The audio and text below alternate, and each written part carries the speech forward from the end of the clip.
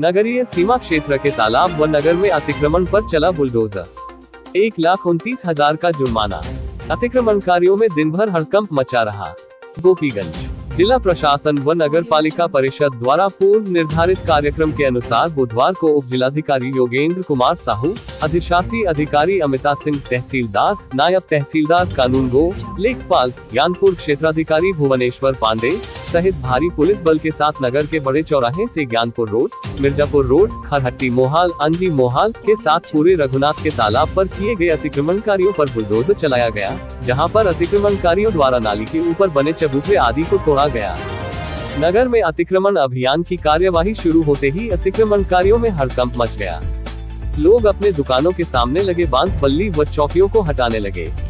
अभियान के चलते चौराहे पर तमाशबीन खड़े रहे, जिसके चलते राजमार्ग पर कुछ समय के लिए वाहनों की रफ्तार थम गई। भारी संख्या में पुलिस बल के साथ अभियान पूरे नगर में चलाया जाएगा।